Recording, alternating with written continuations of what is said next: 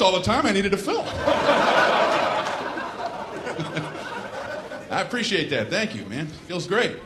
I'm feeling good. I actually just recently had to go to the emergency room, though, and I had some stomach virus thing. I almost called an ambulance. It's weird, even considering calling an ambulance for yourself. You know? You call ambulances for other people, right? What are you supposed to say about yourself? Can you come get me? Yeah, I don't feel so good. Just come on in, I'll be lying on the floor.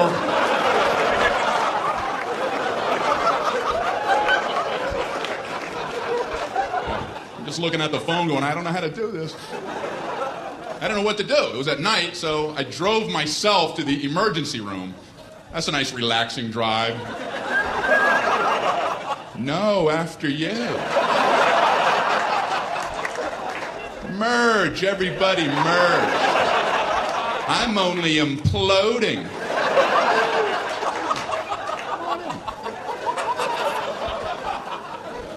So I pull up at the entrance to the emergency room. No valet parking. I mean, if that's not the biggest oversight in our solar system.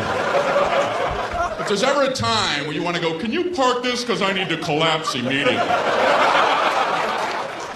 But no, I'm circling around the parking lot. Can I park there? I think I'm going to die. I'm dying too. Okay, go ahead. Yeah, I'll go up a couple levels.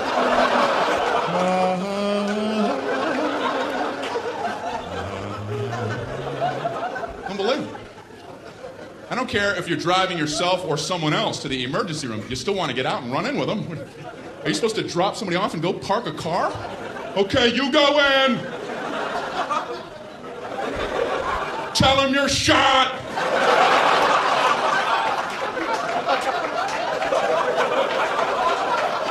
Ask them if they validate. Unbelievable. So I finally park, you know. I go in to check in. They ask the most insulting question when you check into a hospital. What seems to be the problem? What seems? Well, it seems. It seems like everything on my inside wants to be on my outside. But I'm no doctor. What kind of condescending question? So they check me into my luxurious half room. There's a curtain down the middle with a mystery patient on the other side. And he's moaning over there. Thinking, man, they're never going to help me with him moaning like that. So I got to out-moan him, you know?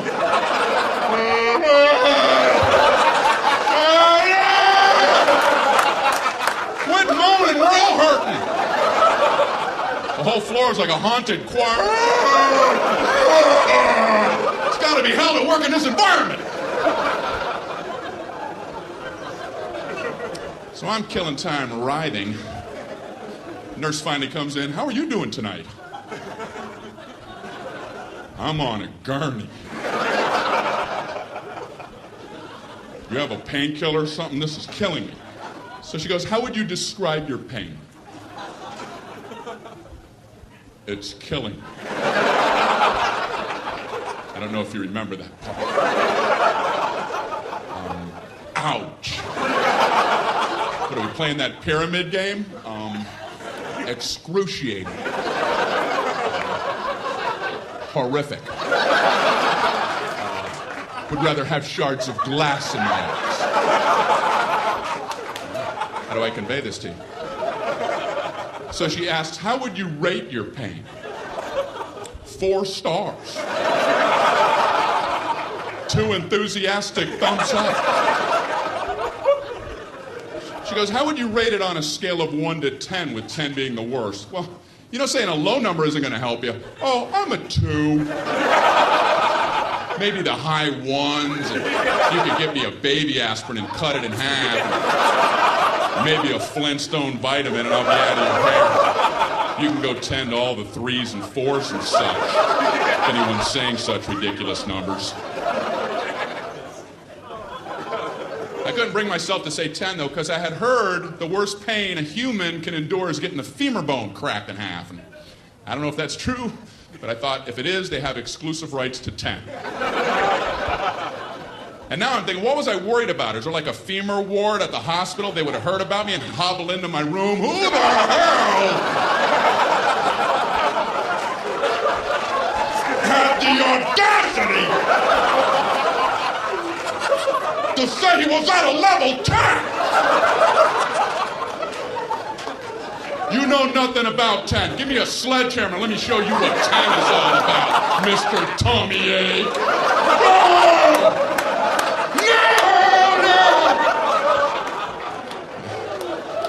Possibly say 10. I can't. So I thought I'll say 9, and then I thought, no, childbirth. I better not try to compete with that. And then I'm thinking, you know what must be hell giving childbirth when your femur bone's cracked.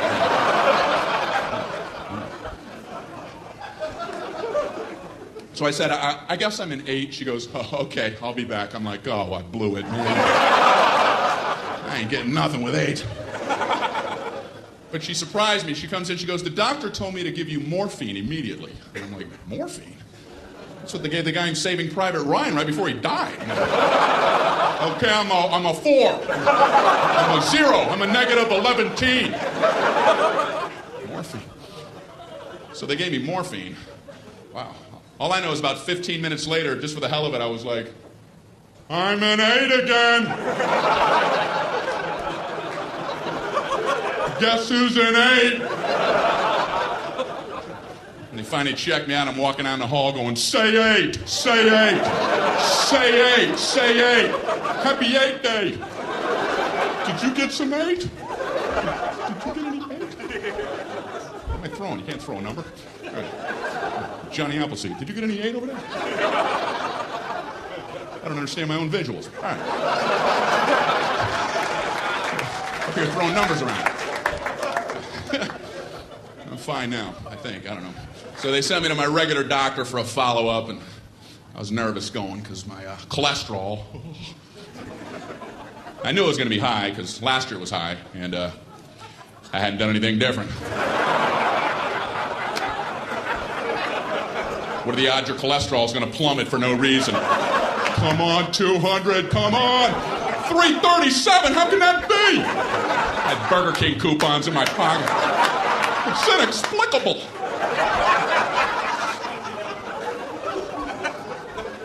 So I was nervous. And I realized that's the only time as an adult that I feel like a little kid, is when I go to the doctor. You didn't do what I told you, did you? No, I didn't.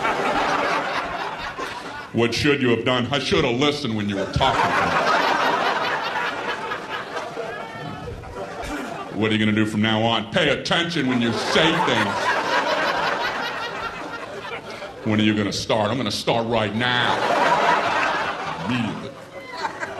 Tall doctor.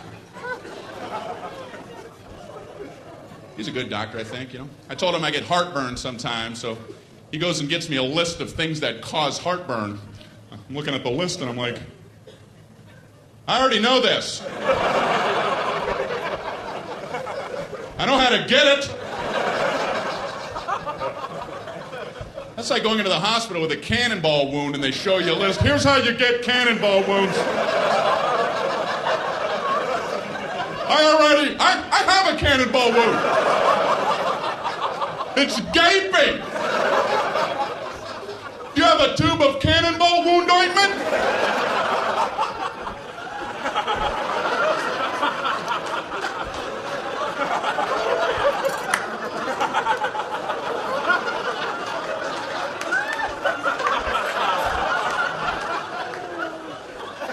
Number 1, do not stand directly in front of a cannon.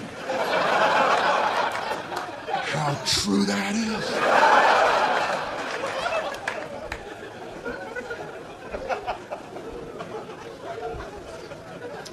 So, my doctor looks at me and says, you should probably drop a couple pounds there, Brian. Thank you. Only your doctor has carte blanche on insults.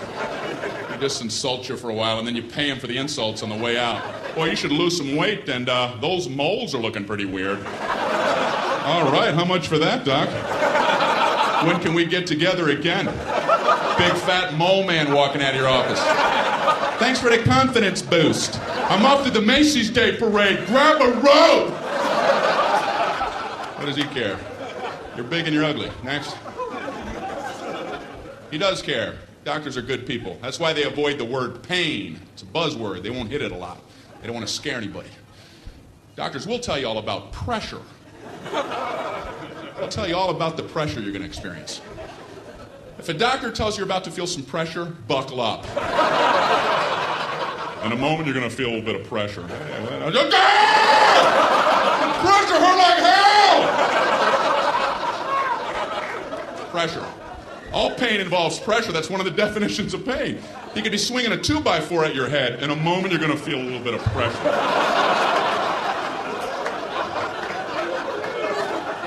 Hey, bring it on. I'm good under pressure. I like pressure situations.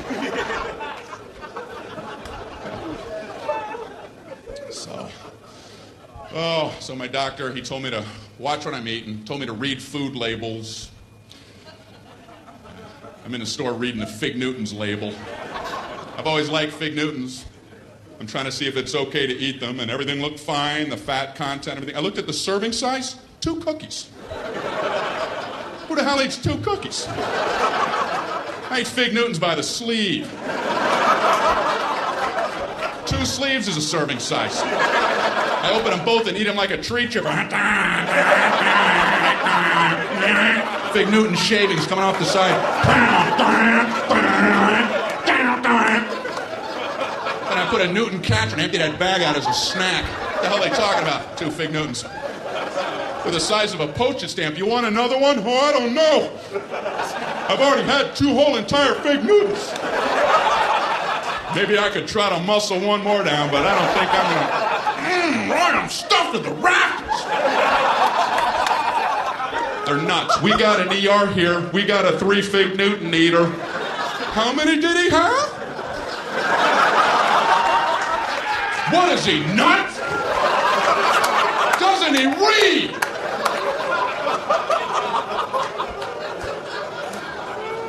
Who's coming up with serving sizes? A serving size of ice cream is a half a cup. What is that? What? Is that like a joke some guy put on there? Hey, come here. Look what I put for the serving size.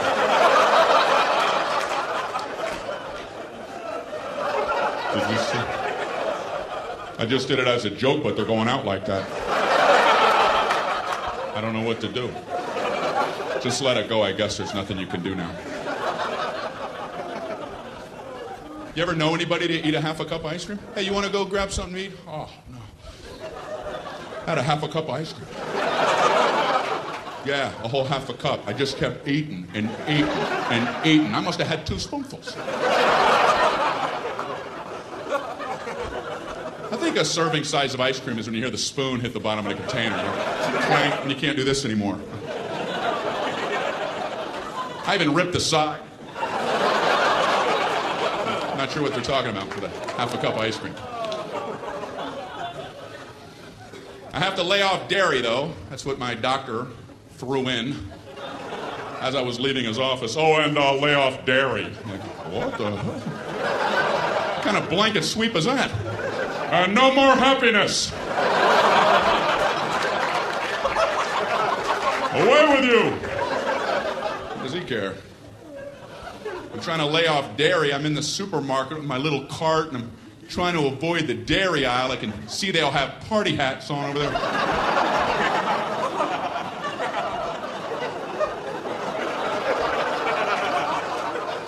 I'm in the juice aisle, slooped over with juice people. Ugh. I learned something in the juice aisle, and that is, I don't know what's going on with cranberries, but they're getting in all the other juices. Whoever the salesman is for cranberries does a great job. He's showing up everywhere. Hey, what do you got, apples? Put some cranberries in them. We'll call it cran apple, go 50-50. What do you got, grapes? How about cran grape? What do you got, mangoes? Cran mango. What do you got, pork chops? Cran chops. Why don't you back off, cran man? Why don't you take your sales trophy and have a vacation? He's working too hard. He's making the other fruit guys feel bad, you know? Like the banana guy wakes up, man, I ain't into nothing. Cram man's all coupled up. You gotta get cracking, banana man. You gotta get on a stick. My doctor also told me to, eat more fruit.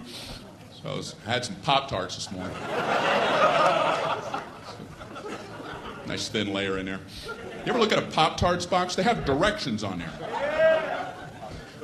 Can there be a simpler food item than Pop-Tarts? Like if the directions weren't on there, would somebody, what the? How do I get that goodness in me?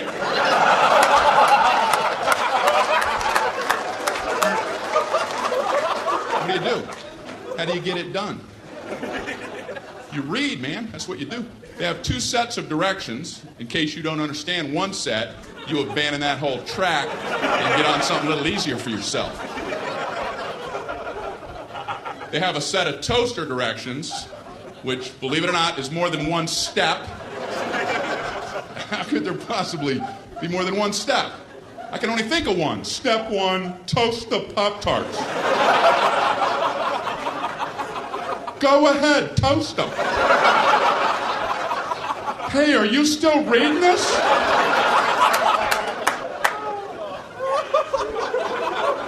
But they've managed to break them into smaller increments. These are some of the actual steps. I would love to be in the room watching somebody who has to consult these toaster steps. Okay, number 1, remove pastry from pouch.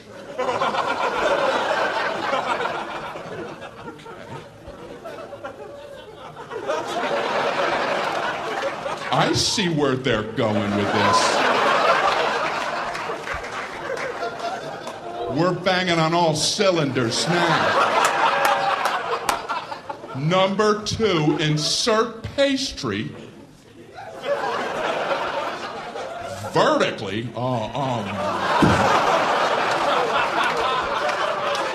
They're reading toaster direction. You're going to throw the vertical concept at them?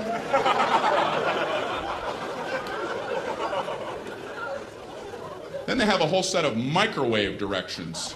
That just blew me away that you could actually microwave a Pop-Tart. I mean, how long does it take to toast a Pop-Tart? A minute? If you want them dark? People don't have that kind of time? Listen, if you need to zap fry your Pop-Tarts before you head out the door, you might want to loosen up your schedule.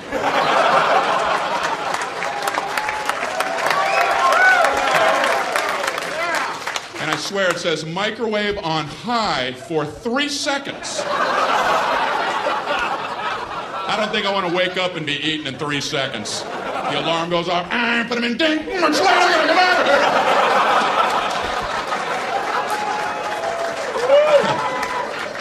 If you're waking, eating, and hauling in 3 seconds, you're booking yourself too tight.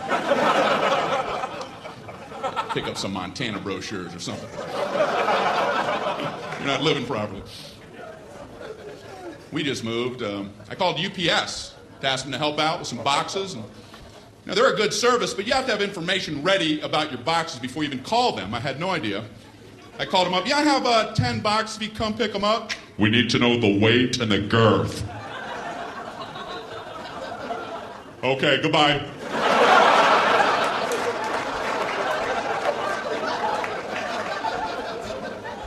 So I called back. We need the weight and the girth. Okay, I don't know what the weight is, and I don't know what girth means. So now what's the procedure? So this guy talks to me like I'm 4 years old. Well, do you have a bathroom scale? Yeah, but if I put the box on a scale, it's going to cover up the numbers! What do I take them off really quick? 0, I'm not fast enough. What's he talking about? So then he gives me like his Mr. Wizard formula. How about if you stand on the scale and weigh yourself, get off the scale, pick up the box, get back on, weigh you and the box together and subtract your own weight. I'm going, slow down. Hold on, Professor. I know this guy's never tried this, because I tried it, and you still can't see the numbers!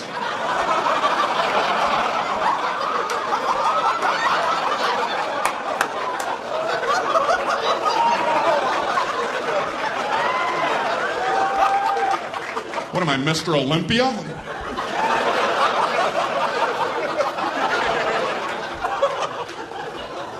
£3.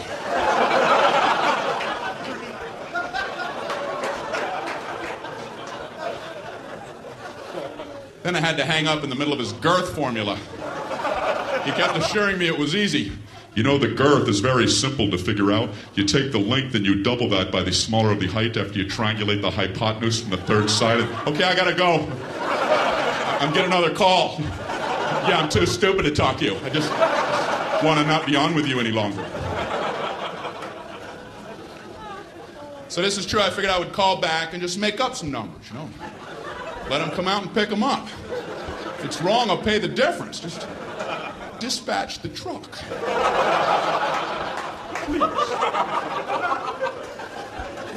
So I called back. Yeah, I have 10 boxes and... No, I'm another guy.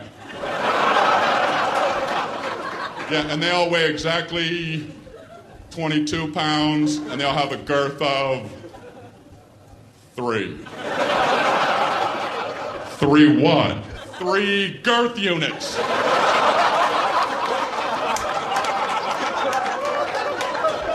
Come pick them up, please. I'm begging you. They're boxes, and they're brown, and they have tape all on them. And they probably fit on a dolly. Why must you torture me?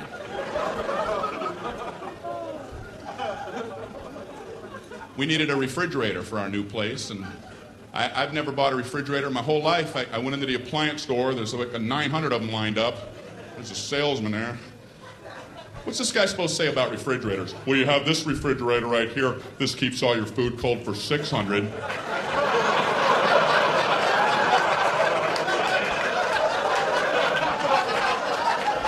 You've got this refrigerator. This keeps all your food cold for 800. Check this out. 1400 keeps all your food cold.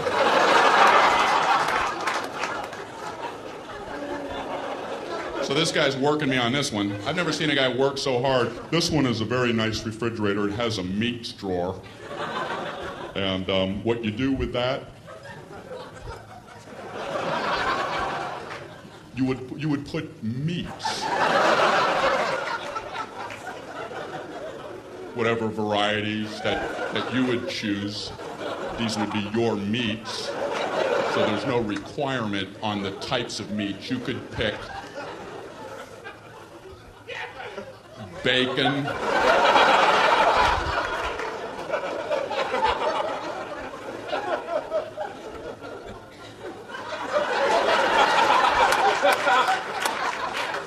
marbled meats. There's an endless selection. Endless.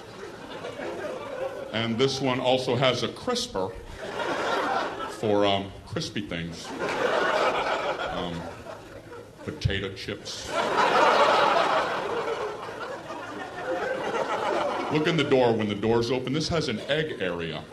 And that's a very nice thing. It's an area for eggs. You put them all in the egg area. You come home and you go, hey, where are the eggs? Right in the egg area. And they're all written in cursive, and that's a real nice feature. That is a nice touch. We also had to get the phone turned on. I'm at my friend's house. I call the phone company. Can you turn on our telephone? Okay, it's going to be a problem. I figured. How? Why? It's just going to be a big nightmare. That's our policy. It's going to be a nightmare. Something about hell on earth.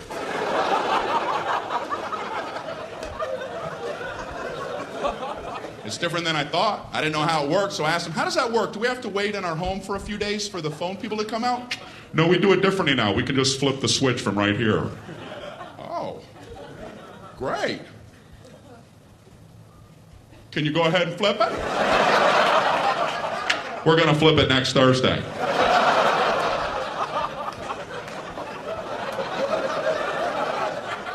Can you flip it right now? We're going to flip it Thursday, late, or Friday, or sometime in November. Can you see it from where you're at? Can I come down and flip it? What do I know?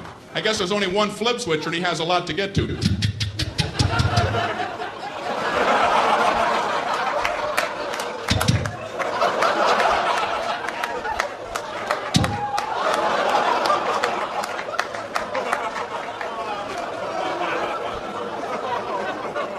I assume they're tiny. Maybe they're big giant switches and they're really hard to flip, you know? Man, he's never going to get to my house. I want to go down here and cheer him on. Go, switch flipper, go! Flip them switches! Flip them good, switch flipper! Get him rattled.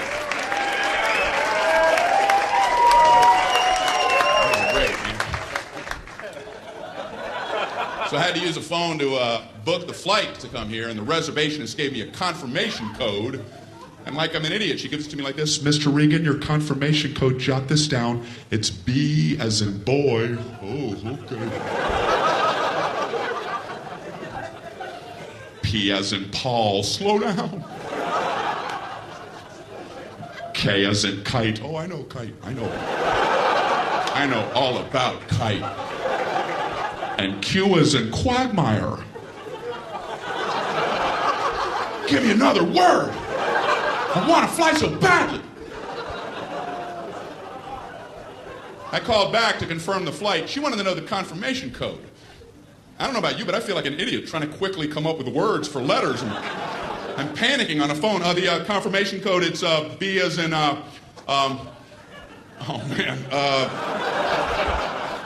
baked beans.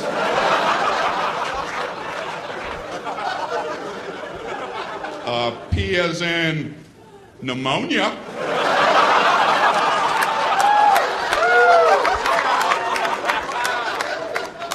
K as in Gaddafi. And Q as in Gaddafi.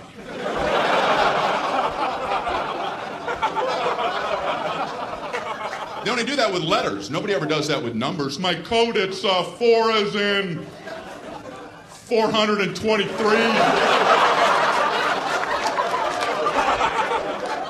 2 as in 2,941.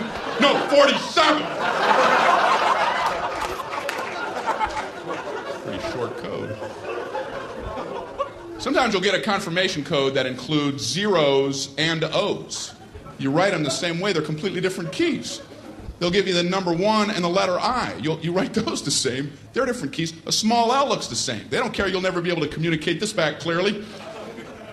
I'd like to give a code to these people for their big vacation. Here's your confirmation code. You're going to need this for your vacation. Are you ready? Okay, it's 110000I10001I small L. Yes. Bon voyage.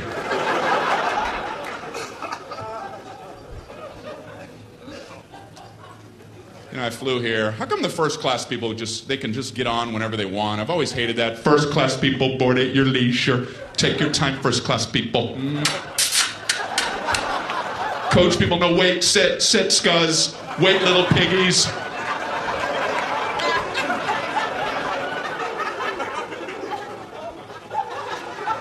So when you do get on, the first class people, they're already sitting there. They're all sprawled out in their big thrones.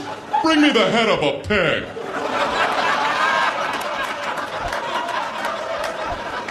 And a goblet of something cool and refreshing. Anyone have a fiddle? Make someone from Coach fiddle for me. Amuse me. They have fiddles in the overhead racks up there. You're not allowed to even use their bathrooms. The bathrooms up front are for our first class passengers. The coach bathrooms are located at Newark Airport. Concourse C. Concourse C, ladies and gentlemen. So when you do board, the first class people, they're sitting there. A lot of them are working as you're boarding. They have computers out and calculators. They're looking up at you like, hey, we're making money right now. Right now we're making money. Go, get in the back. Close that curtain. I don't want to see it. Even in my peripheral. Snap it shut. What's the matter with us? They got to cover us up with a tarp. And you go in the back, everybody has coloring books on. Hey, come here, where was you? Where was you at? You're in the middle, and there's 9 of us, and you're in the middle, and we have all the armrests, so you gotta sit like this. You gotta figure out a way to eat your snack while your elbows are touching. You gotta learn how to twist your little plastic utensil.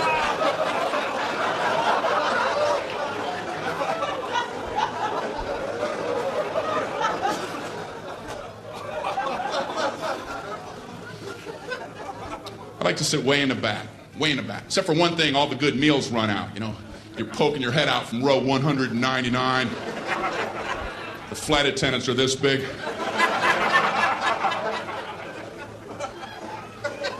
You can hear the good meals getting snagged. We have a turkey sandwich, a chicken quesadilla, and a cold fish head. I'm just...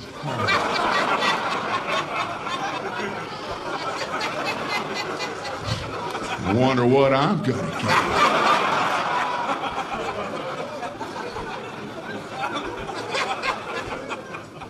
So when they get to the back of the plane, they have to do that flight attendant psychology game and pretend like the good stuff never even existed. It never even was. Would you like a nice cold fish head? They're frozen solid, frozen head of fish. The eyeballs in there and the skeleton's coming out. It comes with a turnip and a spork. I was wishing you'd have one of them left, wishing upon a star.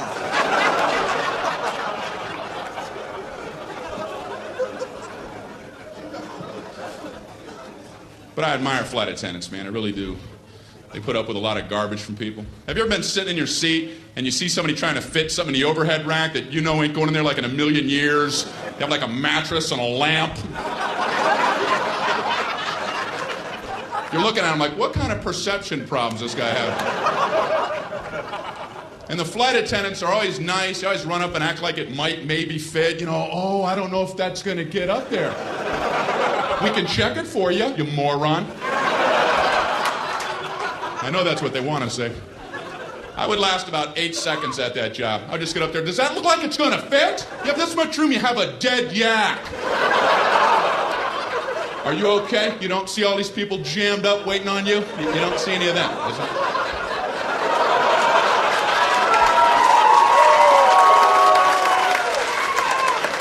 Oh, this is your world. It's all about you. You let us know when you're all set, Captain You Planet.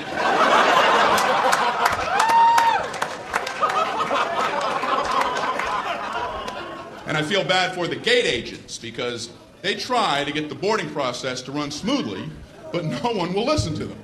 Don't blame them. They try, they get on the intercom. Ladies and gentlemen, we're about to begin boarding. If we could ask for your cooperation, would you all please remain seated until your row has been called? Everyone, please remain seated. Everyone, please back away from the gate. Please back away from the gate. Somehow, by the time that comes out the speakers, it must sound like, everybody up and rush the door. Everyone, immediately try to squish your fat butts simultaneously in the small gate door area. Hurry. Push and shove, everyone. Push and shove. Do whatever you have to get on board. This is the last helicopter out of Vietnam.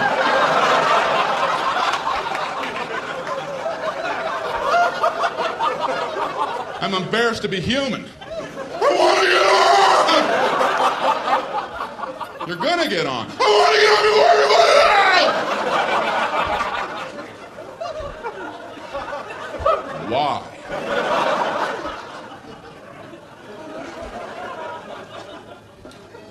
Human beings, man. I'm sure you've been at airports with the moving sidewalks.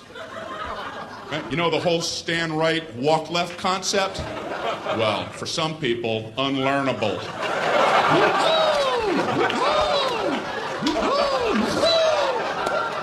you ain't getting it in, no matter how much stimuli you offer. I've been on them where I don't understand how people don't see that that's the system. There's a big yellow dotted line going down the middle, and it's stenciled every 3 feet on the sidewalk. Stand, stand, stand, stand, walk, walk, walk, walk. On the handrail, stand, stand, walk, walk. Up here, stand, walk. Pictures of people standing, walking, and I've seen footprints together and apart. And you still have people riding that left handrail. It's fun to fly.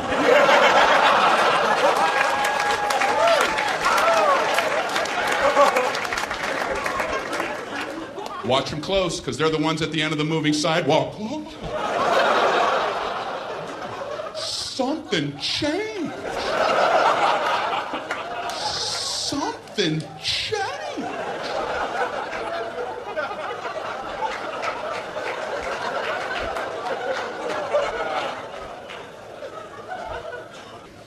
I'm trying to get into inventing, and that's hard.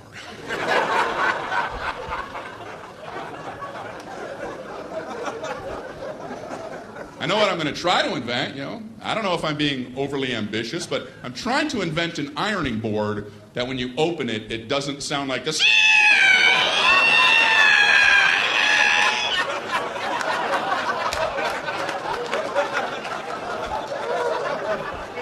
Every ironing board I've ever opened sounds like a witch being boiled in oil.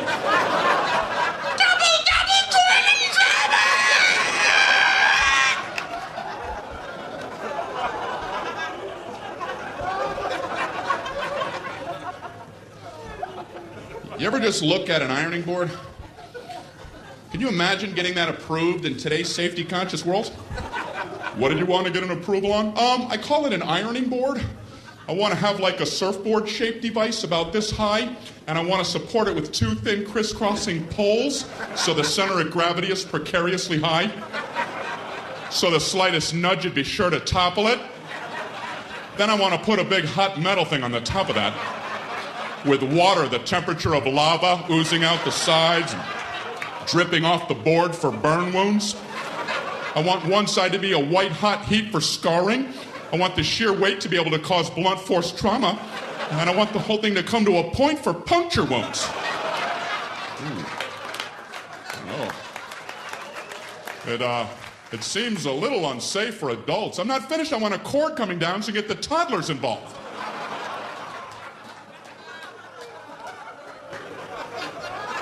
Why are we allowed to have these? Inventions intrigue me. I was reading about the walkie-talkie, and I read it was a military invention. That surprised me, because usually military stuff has strong names, Apache helicopter, Tomahawk missile. Walkie-talkie? How did that slip through the system?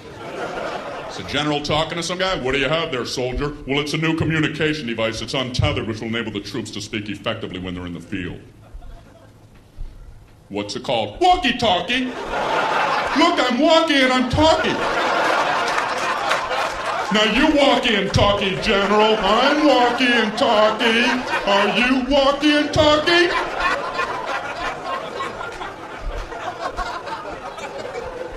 I like it, soldier. What's this explosive device? The whammy-kablammy. And this is the Rudy-Tooty aim and shoot. Walkie-talkie. I'm wearing new contacts. I just had my prescription changed after 6 years. You ever wait that long? Then you get new lenses. You're like, man, I could have been seeing things. How can instantly improved vision not be at the top of your to-do list? I'll see tomorrow. I don't have time. I don't have time to see clearly. No, I don't. No, I can't do that. You see what's on my desk? So I go in for the eye exam. I don't know about you, but I concentrate like crazy during the eye exam. You don't want to get a D on that thing. End up with these big, thick Coke bottle lenses. I didn't take it serious.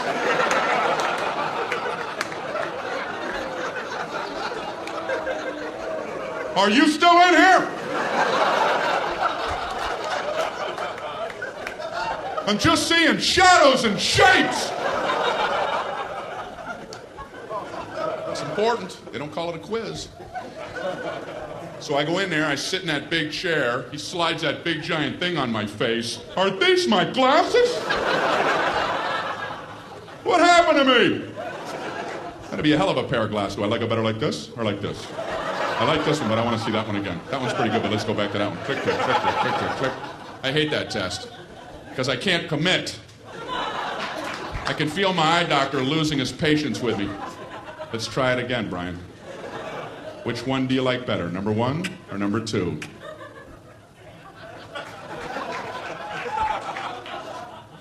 I don't like either one of those. Yeah, but that wasn't the question I asked, was it? I asked you which one you like better, and I was careful to phrase it that way. So why don't you keep that in mind while we try it yet again? Which one do you like better, number 1 or number 2? They're about the same. Well, why would I waste your time and mine by making them both the same? Did you ever stop to think about that? You ready to try it one more time? What do you want from me? Way too much pressure during that entire exam. They do one test every time. I don't know what they're looking for. All I know is I get an anxiety attack in the middle of the damn thing. Tell me the exact moment point A is directly over point B.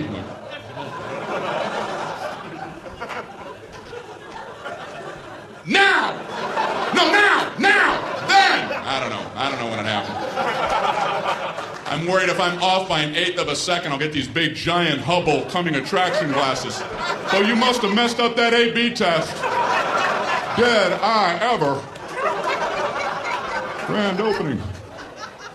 What are they helping me with? My ability to watch cars pass on the highway? They pass now! And they pass now! Man, how do you do it?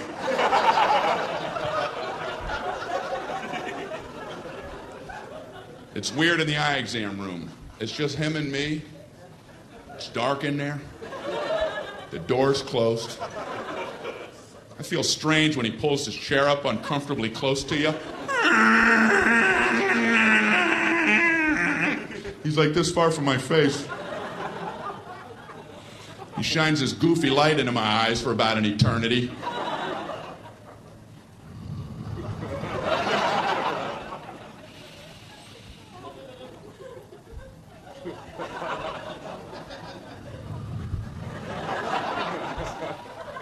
How you doing there? I'm a little uncomfortable. Can you back up a tad? Are you looking at my soul? You want a Tic Tac? So he says, you know you have one eye set a little bit higher than your other eye? No. I did not. He goes, it doesn't affect your vision or anything. I just thought you might want to be self-conscious for the rest of your life. I went out to my car mirror. Am I some kind of monster? Is that a hump? I am not an animal. I am a man. What's the matter with him? Then he asked me, would you like to try trifocals? And I'm like, I must have been away a while because I have no idea what you're talking about. He says it's exactly what you would think. You can see at 3 different distances depending on where you look through your lens. You can see close, medium, or far away. And I'm like, I can't even imagine getting used to that. There's a book, there's a plane, there's Alpha Centauri!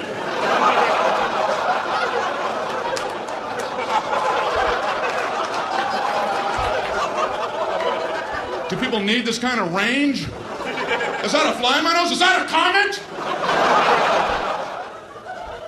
I'm actually kind of quiet off stage. A lot of people don't realize that. I was at a dinner party recently. A bunch of people I don't know.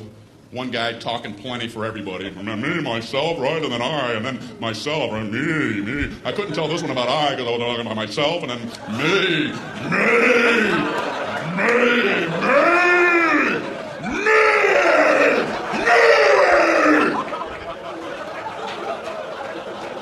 Beware the me monster.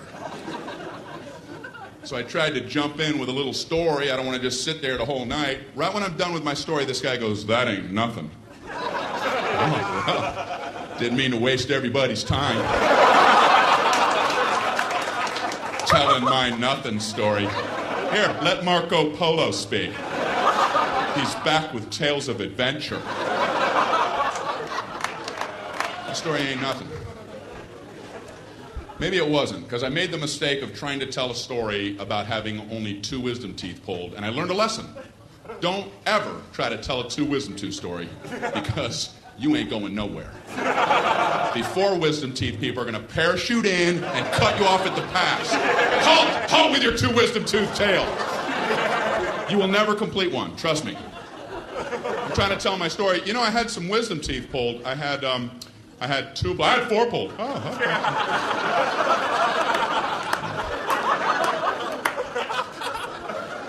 No 5, no 9. I had 9 wisdom teeth pulled. All of mine were impacted. They were all coming upside down. The roots were wrapped around my tongue, coming out my nose. They were tusks. I was a warthog. No anesthesia. They pulled them out with pliers. I was eating corn on the cob that afternoon. Pin the blue ribbon upon his chest. That knocks the socks off of my wisdom tooth tail.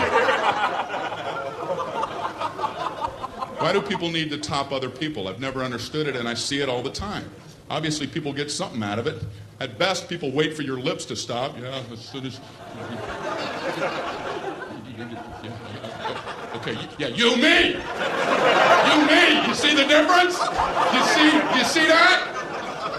Now I do. What is it about the human condition? People get something out of that. That's why I have a social fantasy.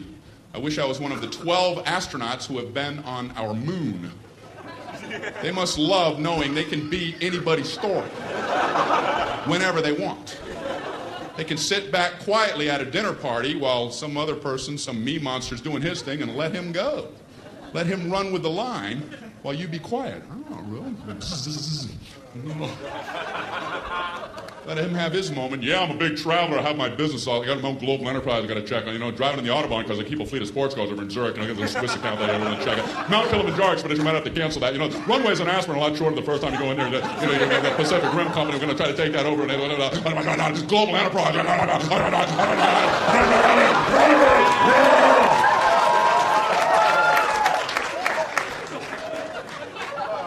I walked on the moon.